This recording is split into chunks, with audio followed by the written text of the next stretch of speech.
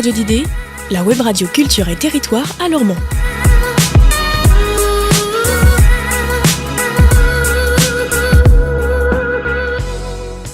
A Drop of Magic avec Sacha Jordan. Brother bought a coconut, he bought it for the dime. His sister had another one, she paid it for the lime. She put the lime in the coconut, she drank and poured up. She put the lime in the coconut, she drank and poured up. She put the lime in the coconut, she drank and poured up. She put the lime in the coconut, she called the doctor, woke him up and said, Doctor, ain't there nothing I can take? I said, Doctor. Bonjour tout le monde, je suis Sacha et je suis ce qu'on appelle une ancrée. Une ancrée est une personne qui respecte les pouvoirs occultes et qui estime que les secrets des sciences magiques méritent d'être transmises et partagés. L'impératrice d'Autriche, Élisabeth, universellement connue sous son surnom Sissi, tout le monde la connaît, avait raconté lors d'un séjour sur l'île de Corfou une histoire étonnante. Elle dit l'avoir entendue de la bouche d'une bergère locale. Pendant des siècles, une étoile communément appelée l'étoile de joie brillait juste au-dessus de l'île.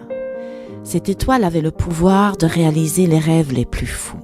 Avec le temps, certains habitants réussirent à l'asservir et l'obligèrent à satisfaire leur avidité croissante. Ces manigances allumèrent dans le petit astre un feu noir que nul dieu ne put éteindre. Ce feu devint un brasier et le brasier devint si grand qui finit par le consumer. Ces cendres tombèrent sur les îles de la Méditerranée et avec elles, le souvenir de ces merveilleux pouvoirs magiques. Ce que vous ne savez certainement pas, c'est que Sissi était tatouée.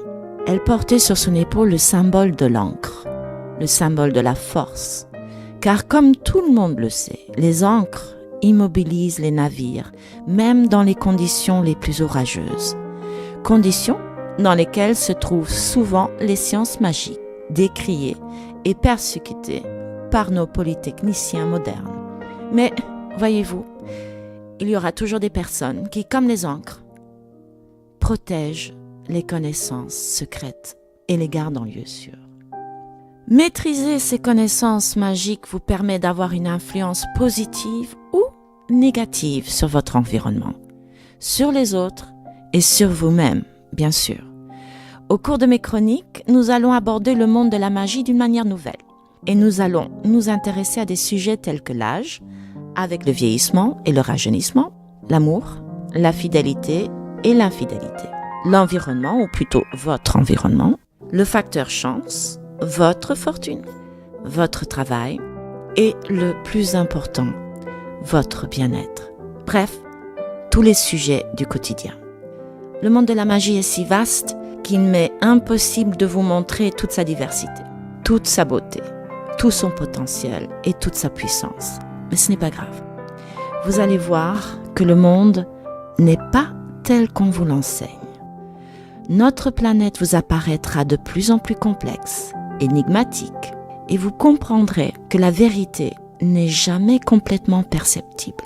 Commençons par le rituel du matin, avec l'herbe noire des sorcières. Son nom latin est Artemisia vulgaris. Ce nom lui vient d'Artémis, la déesse grecque de la chasse, déesse protectrice des femmes fragilisées, soit par une grossesse, soit par la maladie ou la fatigue. L'herbe noire est connue depuis l'Antiquité. Aujourd'hui, on appelle cette plante sauvage l'armoise. L'armoise est la plante féminine par excellence et indispensable. Il ne faut jamais manquer de sel dans une maison, eh bien c'est pareil. Une femme ne doit jamais habiter une maison sans armoise. D'après les sorcières, dans la maison, aucun air empoisonné ne pourra pénétrer si l'armoise garde l'entrée. Donc, pour éviter malheur et mauvais sort, la première chose que vous ferez tous les matins sera de renouveler vos pouvoirs. Vous commencerez donc par prendre le café du garde-voie. Voix, V-O-I-E-S. Attention, sa préparation commence la veille. Vous versez de l'eau plate dans un récipient en verre. Et ça, c'est très important parce que nous devons utiliser uniquement des matériaux naturels. Donc, en verre. Écrivez sur un morceau de papier comme si vous étiez en train de confectionner une étiquette. Grandis et donne. Vous pouvez utiliser un crayon ou un stylo, mais la couleur doit absolument être rose. Ensuite, avec un bout de ficelle et un fil de laine, vous attachez cette petite feuille au récipient. Vous laissez reposer toute la nuit. Le matin, vous chauffez une tasse de votre eau. Vous faites brûler un peu d'armoise séchée sur une rondelle de charbon devant votre porte d'entrée et en même temps, vous avalez quelques gorgées. Même toute la tasse si possible. En buvant, regardez la fumée de l'armoise et pensez aux activités que vous n'avez pas, je dis bien pas, envie de faire. Par exemple, le ménage. Aujourd'hui, je ne ferai pas le ménage. On dit qu'on ne s'intéresse au paranormal que lorsqu'on y a été confronté. J'imagine que cela vaut pour la magie et les pouvoirs naturels. Avant d'utiliser ces pouvoirs, il faut se souvenir de la plus importante de toutes les lois de l'univers. C'est la loi du consentement. Si vous utilisez la magie pour faire du bien, alors ok. Vous pouvez la pratiquer à l'insu de la personne visée. Si vous l'utilisez pour contraindre quelqu'un à faire quelque chose contre son gré, vous pratiquez la magie interdite, c'est la magie noire. Tout n'est toujours qu'une question de décision et les conséquences qui en découlent, à bon entendeur. Chez les sorcières, il est de coutume d'offrir l'armoise comme un talisman de protection ou en signe d'amitié. C'est aussi un joli cadeau qu'on peut offrir quand on est invité à dîner. Achetez une petite fiole par exemple, une petite fiole transparente. Remplissez-la de feuilles d'armoise séchées, puis entourez la fiole d'un joli ruban et voilà, vous avez un petit cadeau qui ne peut être corrompu par des pensées malsaines. L'armoise peut aussi servir d'amulette contre la fatigue. Il suffit de poser quelques feuilles fraîches dans vos chaussures. Un petit tour bien connu des promeneurs et des marcheurs. Pour vos chiens et chats, cousez 3 petits coussins de 6 cm de côté environ. Remplissez-les de feuilles d'armoise séchées et cachez-les dans la niche ou dans le panier. Votre animal sera protégé contre les maléfices, mais aussi contre certains insectes. Idem pour la maison. L'armoise est un puissant répulsif pour insectes. Et si vous habitez à la campagne, contre les rongeurs, les escargots et les limaces. Comment ?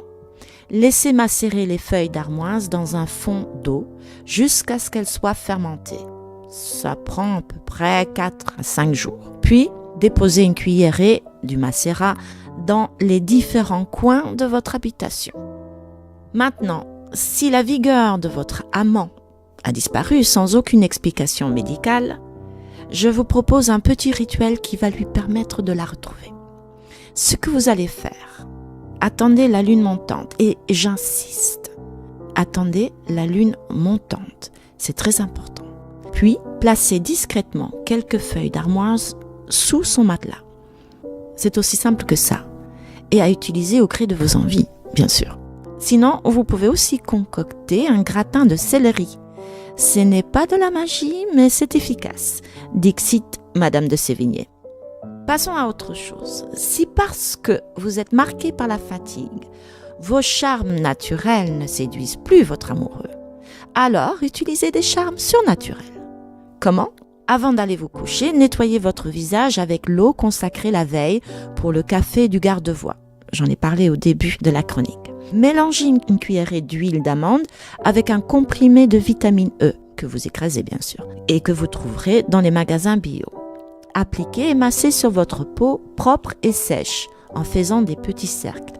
Avant de vous débarbouiller, promenez-vous toute nue dans la maison. Oui. Même si cela vous paraît ridicule, ça a son importance, croyez-moi. Les chamans disent que les dieux ont offert un cadeau empoisonné à l'humain, sa manière de penser. Alors libérez-vous des idées préconçues. Récemment, on m'a demandé quelles étaient les raisons qui devraient nous pousser à accueillir la magie. Ma première réponse fait autant appel à votre cœur qu'à votre conscience. C'est le retour vers la nature. Et ma deuxième réponse est la magie, c'est le pouvoir. C'est maîtriser les énergies. C'est rejeter le culte de la mort. Voilà, c'est tout pour aujourd'hui. Je vous quitte en vous rappelant partout où la magie trouve un sol fertile. elle devient une science. Dans ma prochaine chronique, je vous révélerai le vrai secret du balai des sorcières. Écoutez, juste mes dernières mises en garde. Ne pas faire brûler l'armoise en présence d'un enfant en bas âge, ni en présence d'une femme enceinte. Et faites attention de ne pas confondre l'armoise avec l'ambroise, qui est une plante hautement toxique. Ne sous-estimez jamais les plantes, même les plus communes. Avant de les prendre en infusion ou en tisane, demandez toujours l'avis d'un professionnel. À bientôt. Toutes nos actualités sur radio-didée.fr, Facebook et YouTube.